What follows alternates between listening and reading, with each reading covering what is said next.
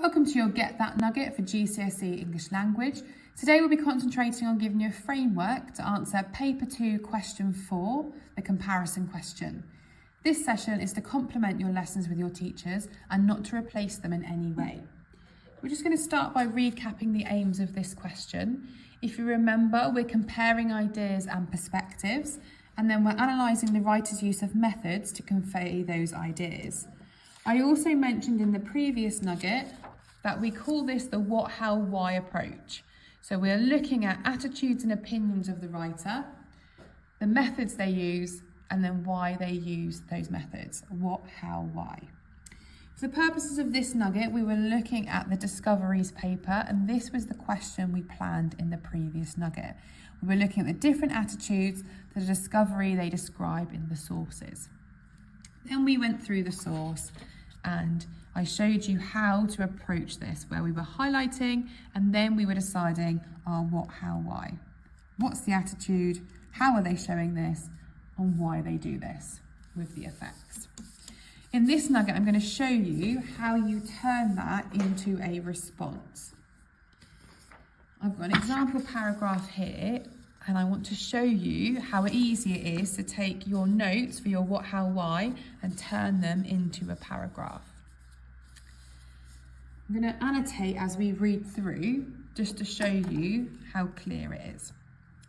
So we want to start with a sentence that brings both things together, both sources together. Because remember, this is a comparison question, so we want to show that we are comparing.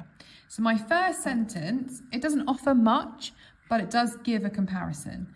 So both sources are about discoveries the writers make. In source A is a much more positive attitude, whereas in source B, it's more negative. It doesn't give much to my answer, but we'll work on that throughout the year, throughout the nuggets, but it does give a comparison point that I've made. It's shown that I'm looking at both sources. Now for the main paragraph. Remember, we're going on our what, how, why process.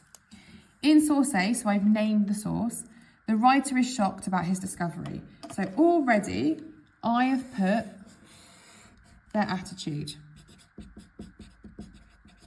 which is our what. Nice and clear, very easy for an examiner to see that I've got the attitude there and I've put what it is. Then I've got my quote. Then I go on to talk about how they've done this. So I've talked about an adjective here. I've also talked about why. So the writer finds it difficult to accept that he has seen it because it's so unexpected. The adjective fellow suggests inclusion of the reader and how we should also feel shocked at his find. So this is our why, this is our how. We've got our what, we've got our how, and we've got our why. Attitude, method, effects. Then you just do a comparison to source B. So you can start it in a very similar way. You do want to use connectives. You want to connect the paragraphs together to show that you are comparing and they're not two separate answers. So similarly, sometimes there will be similarities. Similarly, in source B, the writer is equally shocked, but in a more positive way. So again, I've got my what. Then I've got my quote. Then I've talked about how, because I've said the use of rhetorical questions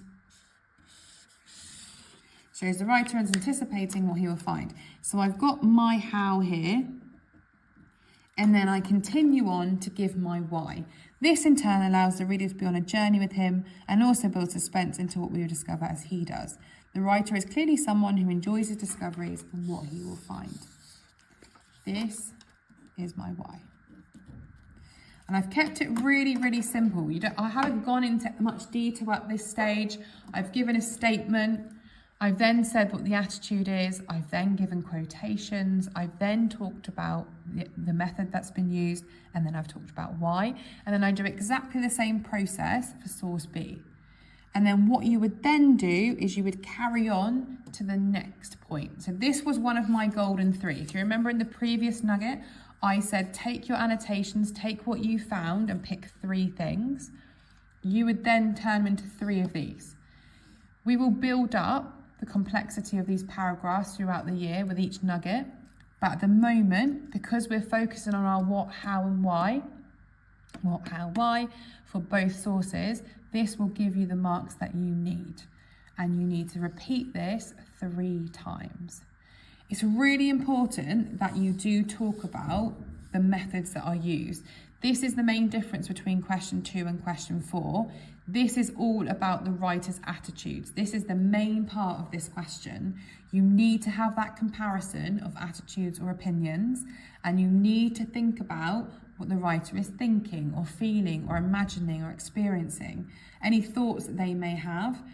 And you need to show the methods, or you've been able to identify the methods that they have shown to show that. And that's why we use the what, how, why approach. What is their attitude? How are they showing us this? Why use these methods? So why are they effective? We know that in source A, he's really negative because of the adjectives that he has used. We wouldn't know he was negative unless we had read it. So the attitudes are usually clearer than the methods, but because you would have practiced your skill from the language questions, the methods should be easier for you to identify. Remember what I've said before in previous nuggets. If you're not quite sure or confident on your subject terminology, that's okay. You can still talk about methods, you can still talk about sentence structure, you can still talk about the use of words or phrases. That's absolutely fine as well. It's the effects and the attitudes that will push you into the marks anyway. But if you remember that process, if we go back to how we did the question in the first place, we have to think of it as the what, how, why question. We must have attitudes and opinions of the writer. We must have the methods they've used, and we must talk about the effects of these. And if you do that, just as I had done in that paragraph, and then compare it to the other text, doing exactly the same process, so you repeat the process in that paragraph, that is a comparison paragraph. And then you would need 3 of those to get those 16 marks. Remember, comparison. You can do this for one source and then you can do the source after you've done the 3, but that wouldn't really be a comparison. It would get you some marks, but I know lots of people fall into that trap, so I'd avoid that. I would do the what, how, why for one source and then compare it to the next source and then go back to source A. This will help you, the what, how, why will really help you construct not only your paragraphs, but it should also help you with those annotations that we looked at in the previous nugget. Remember, what, how, why for source A, then source B, and then you turn it into a paragraph, and then your comparison should be very easily made from there. At the end of the last nugget, I gave you a question to look at and to practice for your teacher. I would recommend that you now turn your annotations and your planning into some paragraphs, even if it's just one comparison paragraph, and that gives you a bit of confidence, get some feedback, and then you may want to write the rest of the response. But I know your teacher would be really happy to get a response for this question. This is notoriously a really difficult question, and lots of students shy away from it. So if you can show that you're really happy to use the what, how, why response, they will be really impressed with your effort, and I'm sure they'd be really pleased to mark it for you and give you some feedback. Welcome to your Get That Nugget for GCSE English Language. Today we'll be concentrating on giving you a framework to answer paper 2 question 4, the comparison question. This session is to complement your lessons with your teachers and not to replace them in any way. We're just going to start by recapping the aims of this question. If you remember, we're comparing ideas and perspectives, and then we're analysing the writer's use of methods to convey those ideas. I also mentioned in the previous nugget that we call this the what, how, why approach. So we're looking at attitudes and opinions of the